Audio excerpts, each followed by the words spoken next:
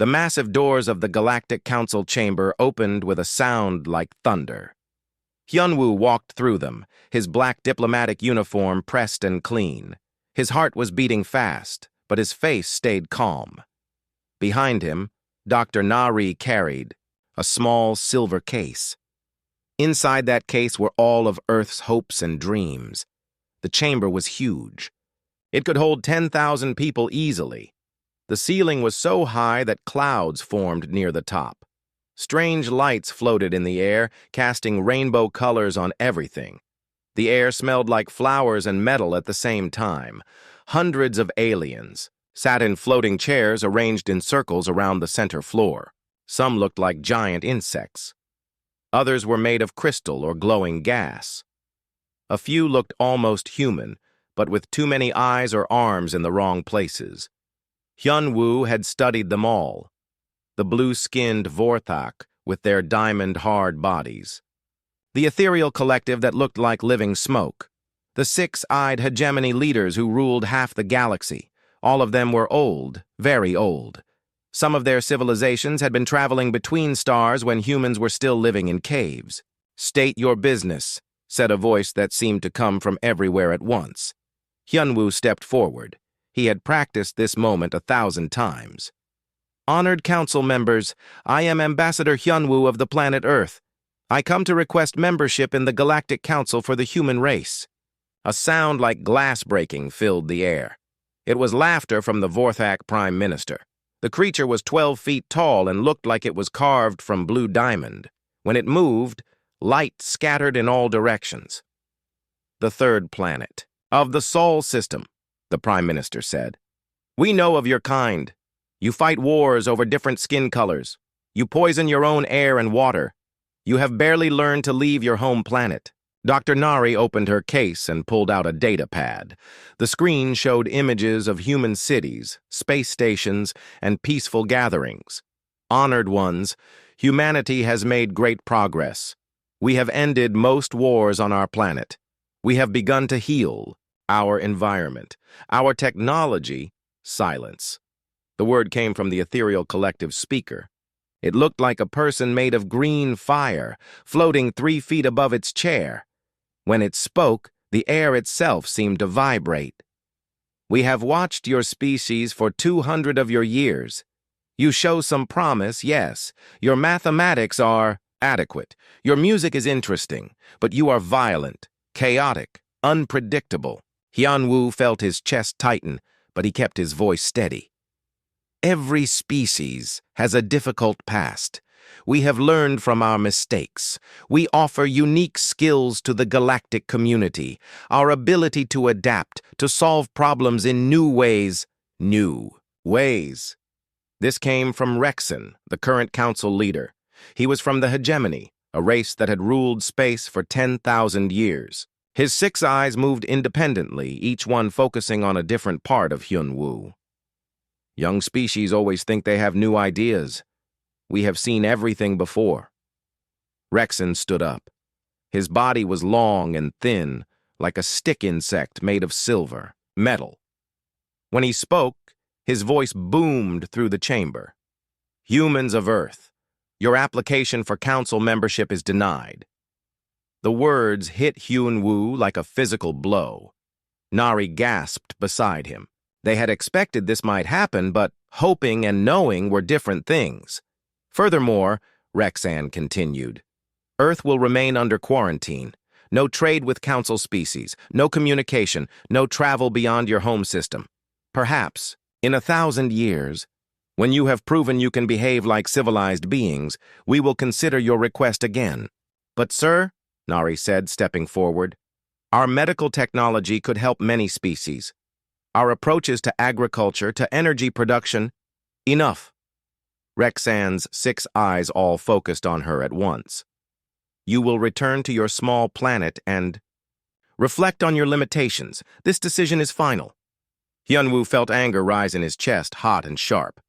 These aliens sat in their fancy chamber, judging humanity without really understanding them.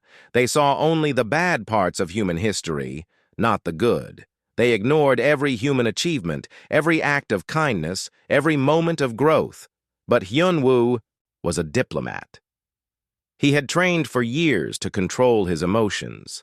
He bowed slightly, the way he had been taught. "We understand your decision, Council Leader. We thank you for your time." As they turned to leave, Hyun-woo noticed something interesting. Not all the aliens in the chamber looked happy with the decision. Some of the younger species were watching him with what looked like sympathy. A few even looked angry. Near the back of the chamber, a delegate from the Cathani slowly stood up. The Cathani looked like tall, thin humans with silver skin and large, black eyes. This one was young for his species, maybe only 300 years old. "Council Leader," the Cathani said, "perhaps we should reconsider. The human's application shows remarkable progress for such a young—" "The decision is made, Veltar," Rexan said coldly. "Sit down." Veltar's large eyes met Hyun-woo's for just a moment. In that look, Hyun-woo saw something that gave him hope, understanding, respect, maybe even friendship. As they walked through the massive doors, Nari whispered, "I'm sorry, Hyun-woo. I thought we had a chance." Hyun-woo looked back one more time at the chamber. Veltar was still watching them.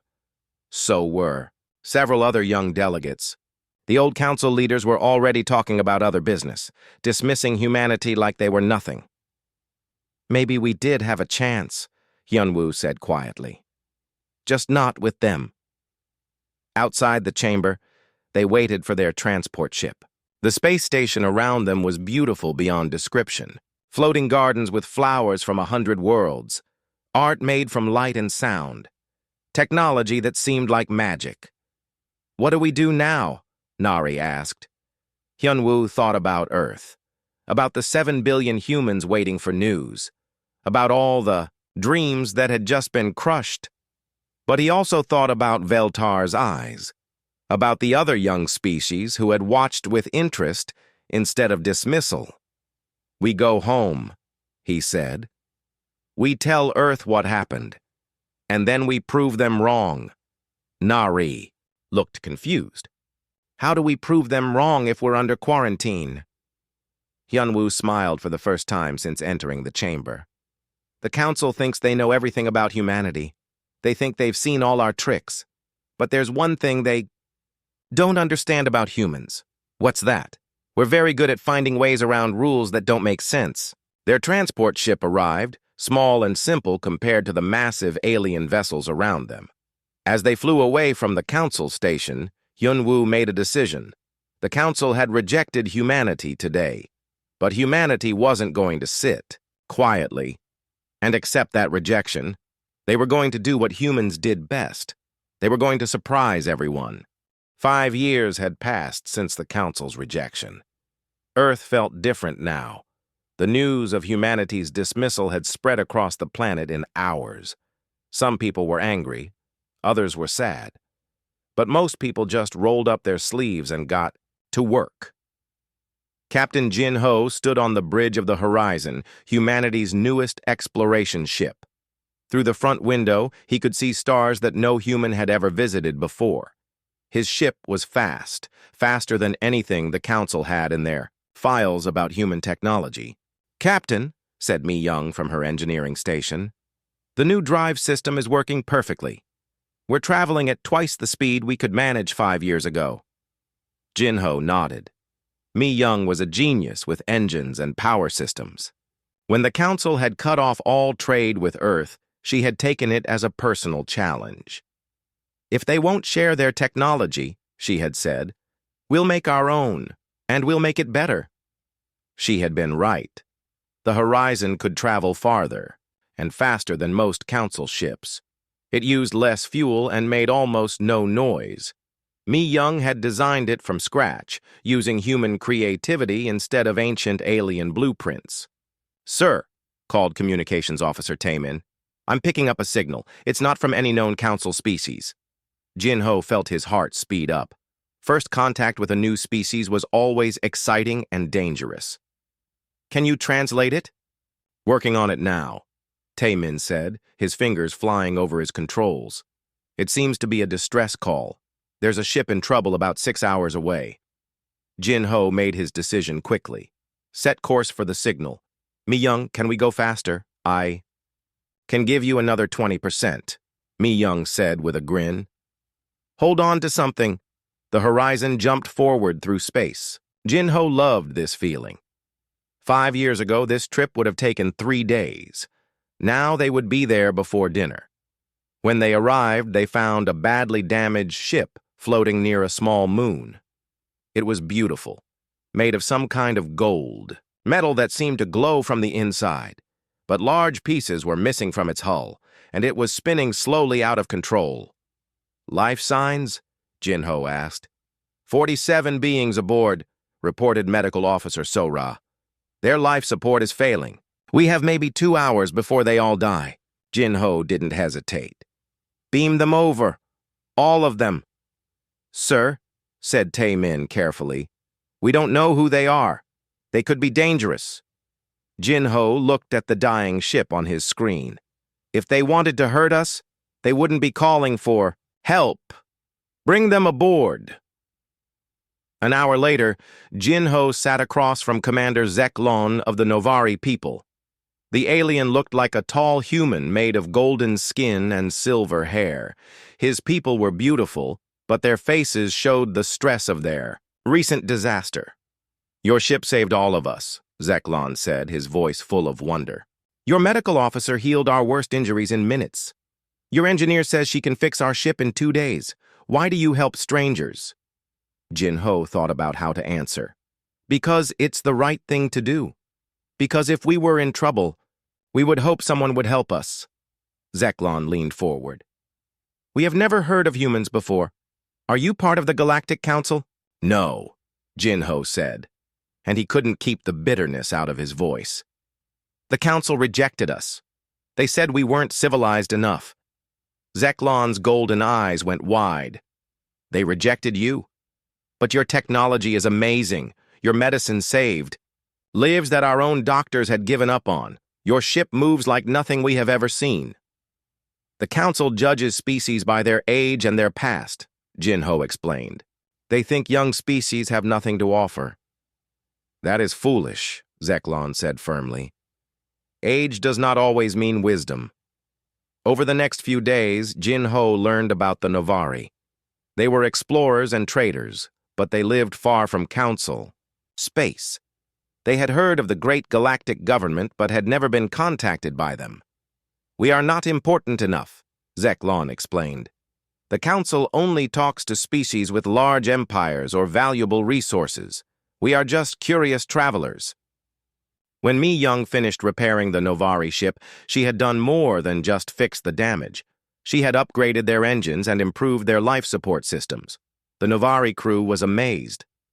These improvements will let us travel twice as far, Zeklon said. Our people will be so grateful. How can we repay you? Jin Ho smiled. Just remember that humans helped you. And if you meet other species who need help, maybe you can pass on the kindness. But Zeklon shook his head. That is not enough. My people must know about humans. Would you consider visiting our homeworld? Our leaders would be honored to meet you. 3 weeks later, the Horizon entered Novari space. Jin Ho had expected a few planets and space stations. Instead, he found a thriving civilization with dozens of worlds and hundreds of ships. The Novari leaders welcomed them like heroes. They threw parties in honor of the humans. They asked hundreds of questions about Earth and human technology. Most importantly, they offered friendship and trade. The council was wrong about you, said Elder Yenra, the oldest and wisest of the Novari leaders. They see only the surface. They do not understand the heart. Soon, other species began to hear about the humans. The Tarakai, a peaceful people struggling with energy problems, sent a delegation to Earth. Human fusion technology solved their crisis in months. The Bathory, a dying race with a genetic disease, found hope in human medicine that Dr. Seung Min had developed. Each success brought more attention. Word spread through the outer edges of the galaxy about the helpful humans, who had been rejected by the Council.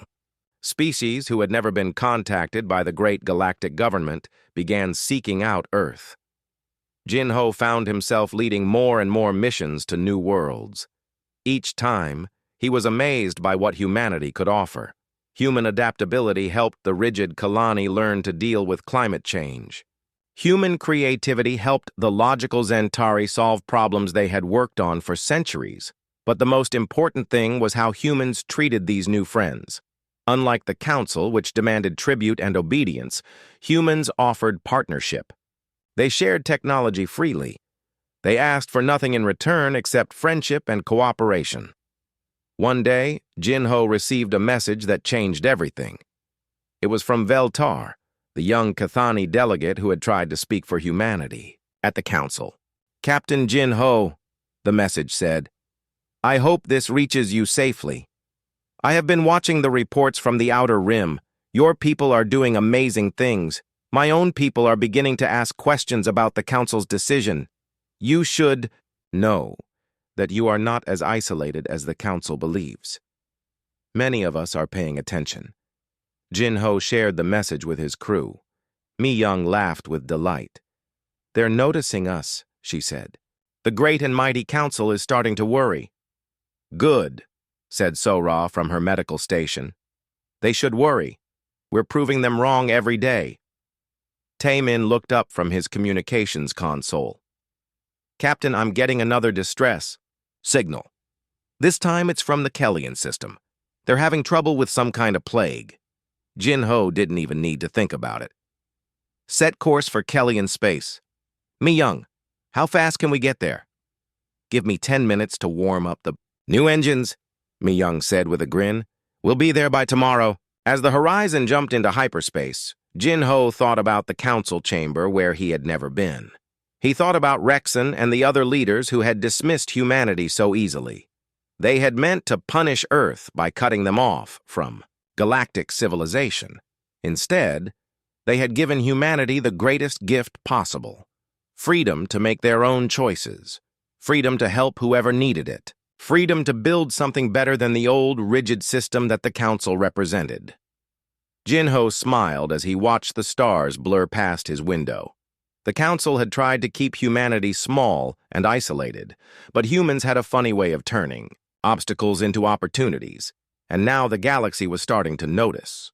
3 more years had passed, and the galaxy was changing in ways no one expected. Commander He-Jin stood on the observation deck of the Unity, looking out at the most amazing sight in known space. Hundreds of ships floated in formation around her. Not just human ships, but vessels from dozens of different species. Novari Golden cruisers flew next to human exploration ships. Tarakai energy-efficient transports traveled with Bathory medical vessels. It was beautiful and impossible at the same time. "Ma'am," said Lieutenant Wubin from behind her. "The morning briefing is ready." Hai-Jin nodded and walked to the conference room. Inside, holographic images of her allies waited for her. Captain Jin-Ho appeared from his ship near the Novari homeworld. Engineer Mi-Young was reporting from the new research station orbiting a small planet that had become the unofficial capital of what everyone was calling the Outer Rim Alliance. "Status report," He-Jin said. "The Zelos delegation arrives tomorrow," Jin-Ho reported. "They're seriously considering joining us instead of applying to the Council." Mi-Young's image flickered as she spoke from the research station. "The terraforming project is ahead of schedule. Dongwu's new atmospheric processors are working better than we hoped. We'll have 3 new habitable worlds ready by next year." He-Jin felt a surge of pride. The terraforming technology that Dongwu had developed was revolutionary.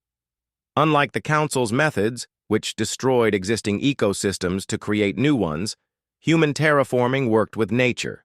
It was slower, but much better for everyone involved. "What about refugee resettlement?" He-Jin asked. "Going well," reported So-Young, Earth's new Secretary of Alien Affairs. Her image appeared from a space station near Earth. "We've relocated over 2 million beings from 17 different species. They're all adapting well to their new homes. The refugee situation had started by accident. The Council's rigid laws had created problems for many species. Some had been kicked out for minor violations. Others had fled from wars that the Council ignored. A few had been abandoned when their usefulness ended. When these desperate people started showing up in human space asking for help, humanity couldn't turn them away. So Young had organized a massive effort to find homes for everyone. It wasn't easy, but humans had a lot of practice at dealing with difficult situations. "The Council is finally taking notice," Jin-Ho added. "My contacts say they're getting nervous. Half their potential new members are choosing us instead."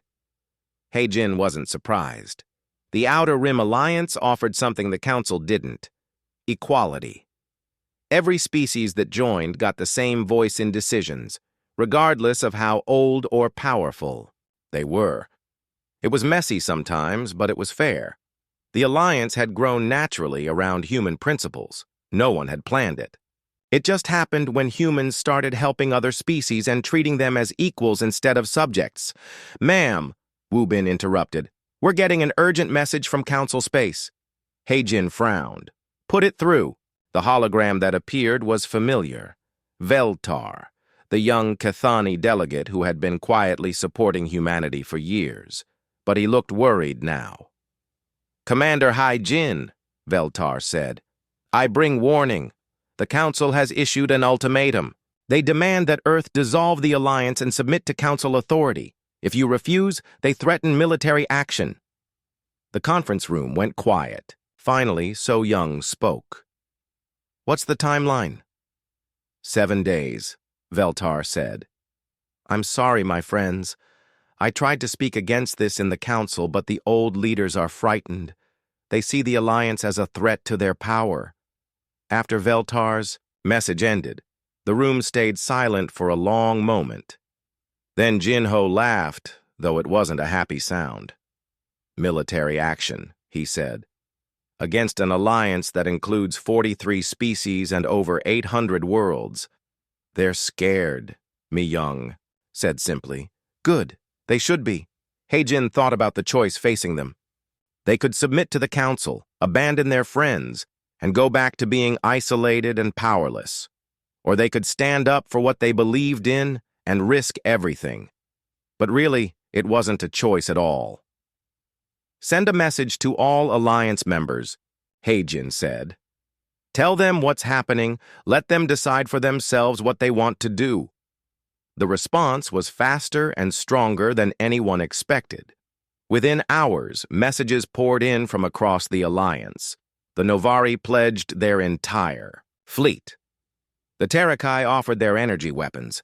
The Bathory promised to provide medical support. Even species that had only recently joined declared their loyalty. Admiral Tae-Ho, humanity's top military commander, arrived on the Unity 2 days later. He was an old man now with gray hair and tired eyes, but his mind was still sharp. "The Council fleet will be here in 5 days, he reported. 300 ships led by the Eternal Dominion. That's their biggest and most dangerous warship." "How many ships do we have?" Heijin asked.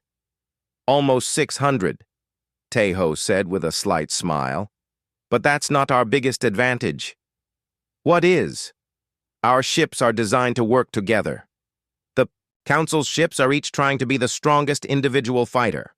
Our ships support each other." Heijin understood. It was the same principle that had built the Alliance. Cooperation instead of competition. Working together instead of trying to dominate. The next few days were busy. Ships arrived from across Alliance space.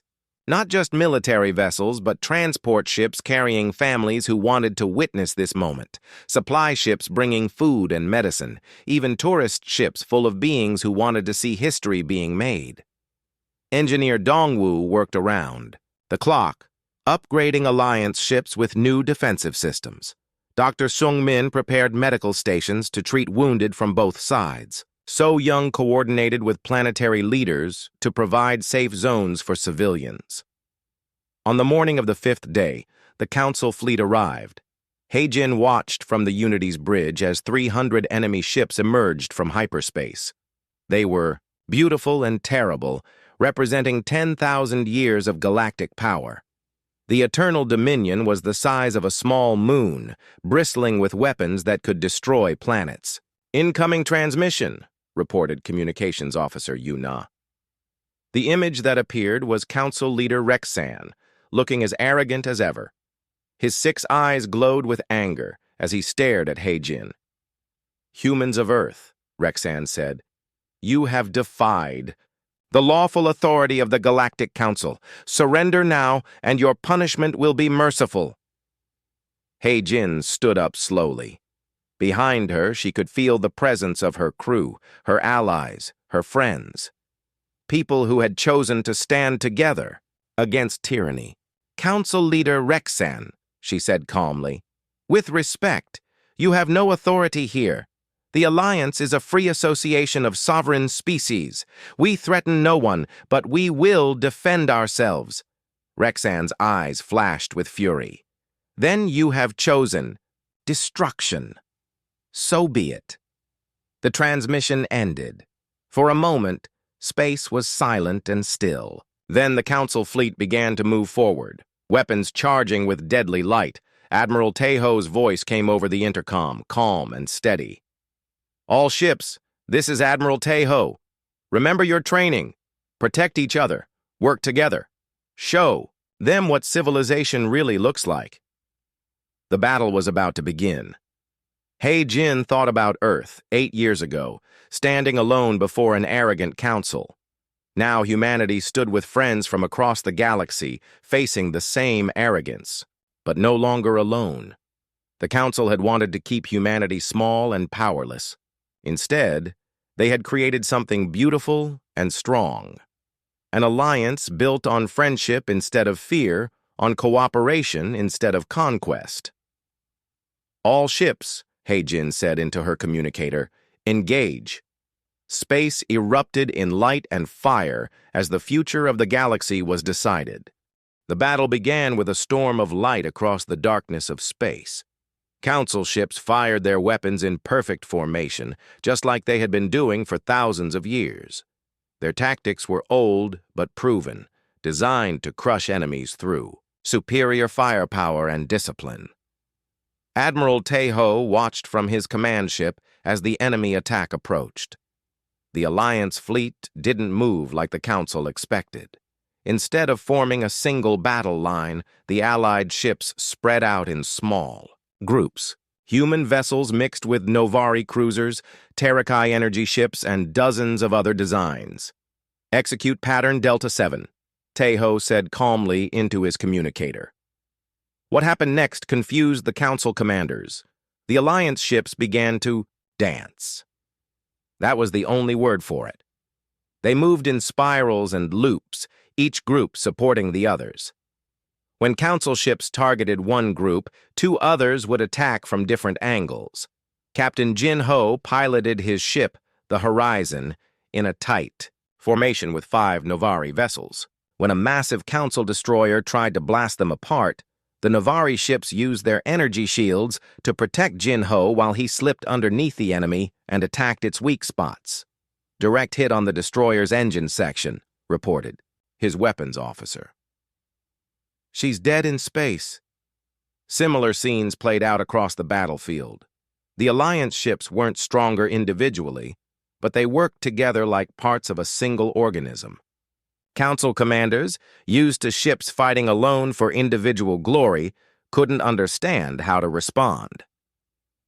On the Council flagship Eternal Dominion, Fleet Commander Xanthos stared at his tactical display in growing frustration. His ships outnumbered the enemy, and each one was more powerful than most Alliance vessels, but somehow he was losing. "How are they coordinating so perfectly?" he demanded. "Our intelligence said humans were chaotic and unpredictable." His tactical officer, a young hegemony warrior named Kexdal, studied the battle patterns. "Sir, they're not being unpredictable. They're being cooperative. Each ship sacrifices individual advantage to help the whole fleet." Xanthos couldn't believe it. That's impossible. No species fights that way. Everyone knows that individual excellence wins battles. But Kexdal was right. The Alliance fleet fought like a family protecting their home. When a Bathory medical ship came under attack, 6 different species rushed to defend it. When a human destroyer's weapons failed, Tarakai energy ships shared their power through special cables that engineer Mi Young had designed. The battle raged for 6 hours. Slowly, the Council fleet began to fall apart. Their rigid formations broke down as they tried to adapt to Alliance tactics. Ships collided with each other. Communications became confused. Some Council captains even started disobeying orders, trying to pursue personal glory instead of following the battle plan. Admiral Tejo noticed when the tide turned. All ships, begin rescue operations. Priority to Council personnel and disabled vessels. This order shocked both sides. In the middle of a battle, the Alliance ships began saving their enemies. Human medical teams beamed aboard crippled Council ships. Novari rescue boats pulled Council survivors from exploding vessels. Council leader Rexan, watching from his command chamber, couldn't understand what he was seeing. "Why are they helping our people?" he demanded. On the bridge of the Unity, Commander He Jin monitored the rescue operations while still coordinating the battle. "Because that's what civilized people do," she said to her crew. "We don't leave anyone to die if we can help it." The final blow came when a group of young Council ships, inspired by what they had seen, began helping with rescue operations instead of fighting. Their commanders, mostly from younger species who had grown tired of the Council's rigid ways, openly defied orders. "This is Captain Veltar of the Kethani vessel Bright Star," came a transmission. "We formally request permission to join Alliance rescue operations." Within an hour, 30 Council ships had switched sides. Others simply stopped fighting and formed a neutral zone where wounded from both sides could receive medical care. Fleet Commander Xanthos realized his position was hopeless. Half his fleet was destroyed or disabled. A third of his remaining ships had mutinied. The Alliance fleet was still mostly intact and was now being reinforced by former Council vessels. "Sir," reported Kexdal, "we're receiving a transmission from the Alliance flagship." Admiral Tejo's image appeared on the Council ship's main screen. He looked tired but determined. "Fleet Commander Xanthos, your position is hopeless. I offer you honorable surrender with full medical care for your wounded and safe passage home for all survivors." Xanthos stared at the human admiral. In 10,000 years of galactic warfare, no enemy had ever offered such generous terms. Usually, the losers were enslaved or executed. "Why?" Xanthos asked. "Why show mercy to enemies?" Tejo's expression softened. "Because you're not our enemies. You're fellow beings who are following orders. The real enemy is the system that sent you here to die for the pride of ancient rulers." Before Xanthos could respond, alarms began blaring throughout his ship. The massive Eternal Dominion was breaking apart. Some critical system had finally failed under the stress of battle. "All hands abandon ship," Xanthos ordered. "This is not a drill."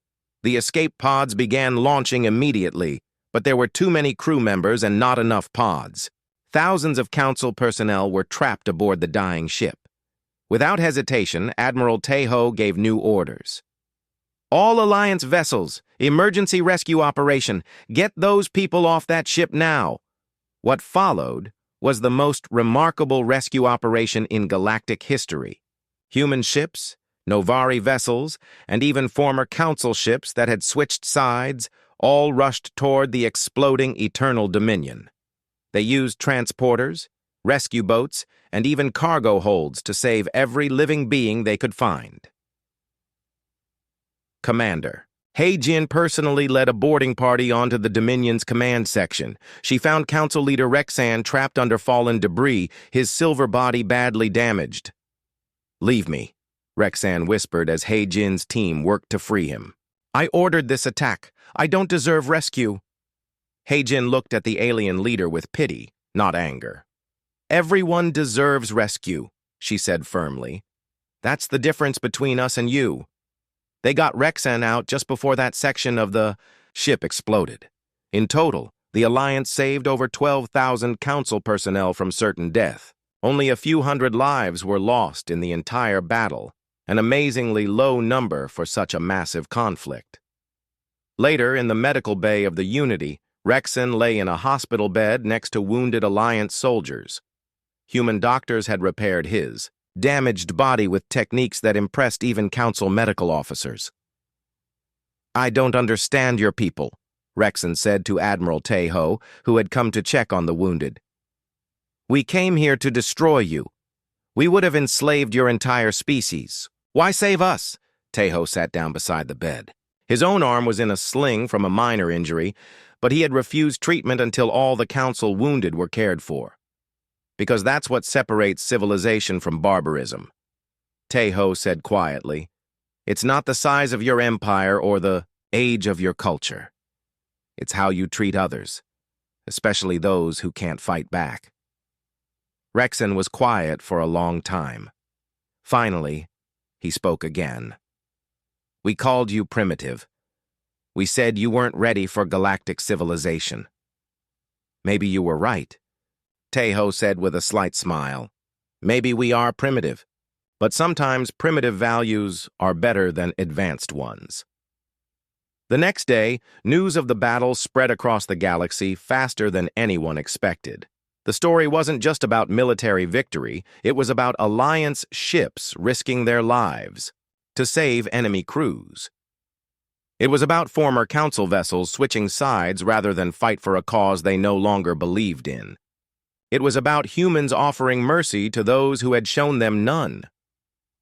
On dozens of Council worlds, people began asking questions. Why had their leaders started this war?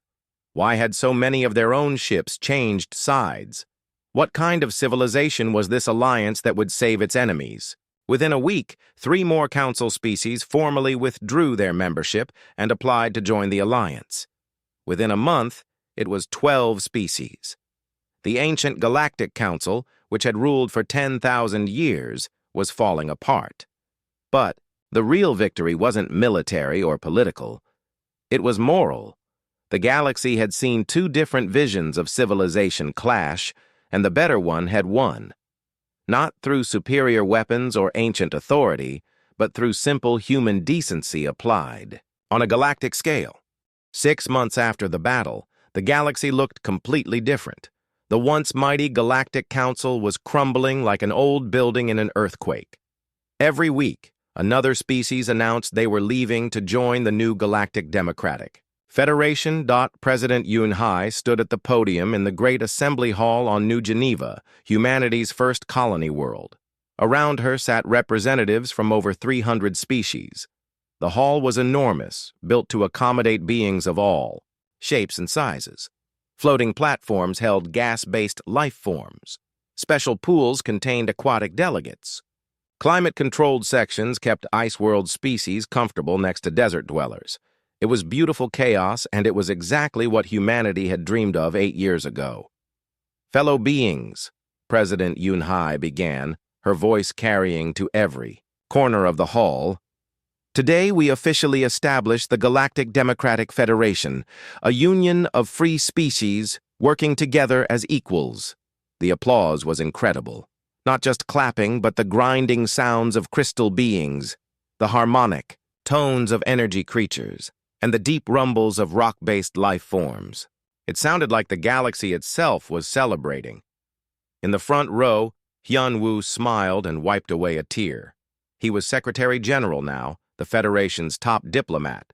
Next to him sat Dr. Nari, who had become the Federation's chief science officer.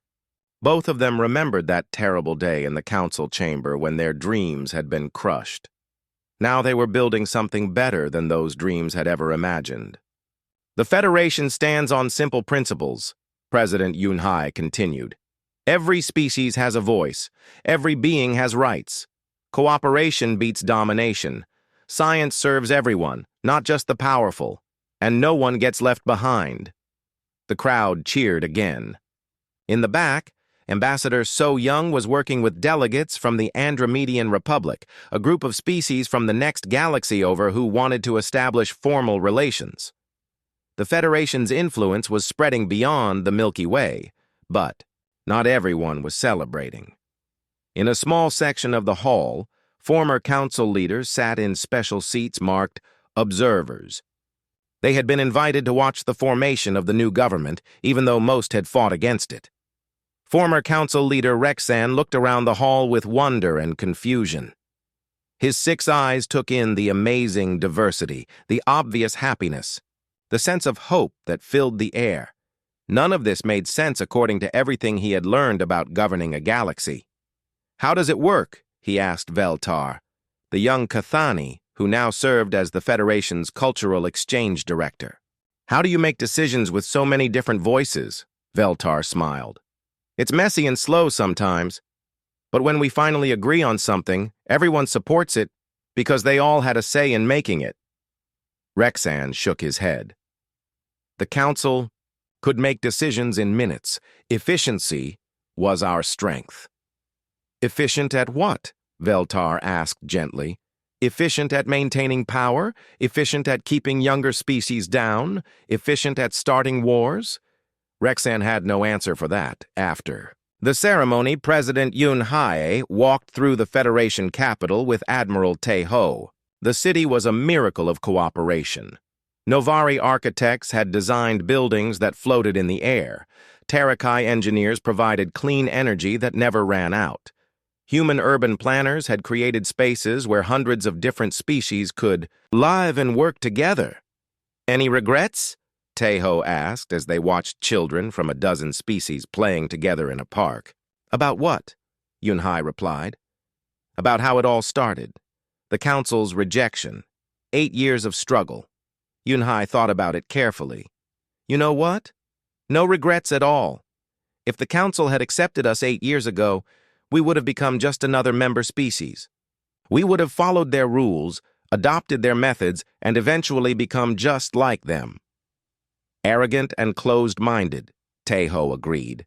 "Instead, they forced us to find our own way. They made us prove that there was a better approach to galactic civilization. And look what we built." They stopped at a memorial wall that listed all the beings who had died in various conflicts over the years. Both Council and Alliance names were carved there together, honored equally. "Do you think they planned this?" Tae-ho asked. "The Council leaders, I mean? Do you think they knew they were creating their own replacement?" Yun-hai laughed. "No, they thought they were punishing us. They thought isolation would make us weak and desperate. They never imagined we would use that isolation to become something better than they ever were." Across the city, in the Federation Medical Center, Dr. Seung-min was working with a team of doctors from 30 different species. They were developing new treatments for diseases that affected multiple galactic races. The work was challenging but rewarding. "Doctor," called his assistant, a young Bathory named Krento, "the Vorthak delegation wants to discuss joining our cancer research project." Dr. Seung-min smiled. The Vorthak were the same species whose prime minister had laughed at humanity's first council application. Now they were asking humans for help with their medical problems. "Schedule a meeting," he said, "and make sure they know that all our research is shared freely. No patents, no restrictions." This was another way the Federation differed from the old council. Knowledge belonged to everyone, not just those who could afford it. In the engineering district, Mi-young and Dongwu were putting the finishing touches on their latest project, a space station that could process entire asteroids into useful materials. The technology would be shared with every Federation member, allowing resource-poor species to build better lives for their people. "Remember when the Council said we had nothing to offer the galaxy?" Mi-young asked as she watched the massive station power up for its first test. "They were half right," Dongwu replied with a grin. "We had nothing to offer them, but we had everything to offer everyone else. The test was a perfect success. The station ate up a small asteroid and produced enough refined materials to build a dozen starships. More importantly, it did so without creating any waste or pollution." Meanwhile, in the Federation Council chambers, representatives were debating the application of the hegemony to join as a full member. The hegemony had been one of the founding races of the old Galactic Council, but their empire had collapsed when their subject species all left to join the Federation. "They have a lot of military knowledge," argued Representative Jin A from Earth, "and their manufacturing capabilities could help us build better defensive systems. But they also have a history of oppressing other species," countered Representative Yuki from the Novari. "How do we know they've really changed?" The debate went on for hours. In the old council, such a decision would have been made by a handful of ancient leaders in minutes. Here, every voice mattered, so the process took time. Finally, they reached a compromise. The hegemony could join as an associate member for 5 years. During that time, they would have to prove their commitment to Federation values through their actions, not just their words. It was messy and slow, but it was fair. Late that evening, Hyunwoo stood alone on the observation deck of the Federation headquarters, looking up at the stars. 8 years ago, he had walked out of the council chamber feeling like humanity's dreams had died. Tonight, he could see the lights of Federation. Ships traveling between hundreds of worlds carrying trade, knowledge, and friendship to every corner of the galaxy. "Couldn't sleep either?" asked a voice behind him. Hyunwoo turned to see Rexon approaching. The former council leader moved slowly, still recovering from his injuries in the battle. "Just thinking about how strange life is," Hyunwoo replied. 8 years ago, you told us we weren't ready for galactic civilization." Rexan was quiet for a moment. "I was wrong, but not in the way you might think." "What do you mean?" "You weren't ready for our civilization," Rexan explained. "You were meant to build something better, something we could never have created because we were too stuck in old ways of thinking." They stood together in comfortable silence, watching the stars. Finally, Rexan spoke again. "The Council's greatest mistake wasn't underestimating humanity. It was underestimating what the rest of the galaxy wanted to become." Hyunwoo nodded. "People are tired of being ruled by fear and tradition. They want hope and opportunity. The Federation gives them that," Rexan said. "Even old fools like me." As if to prove his point, a message appeared on the observation deck's communication screen. It was from the Andromedian Republic, confirming that they wanted to establish formal, diplomatic relations with the Federation. The galaxy wasn't big enough anymore. The Federation's influence was spreading to other galaxies. "You know what the funny part is?" Hyunwoo said as he read the message. "What?" "The Council was right about one thing. We really were primitive when we first applied for membership." Rexon looked confused. "How can you say that? Look at what you've accomplished." Hyunwoo smiled.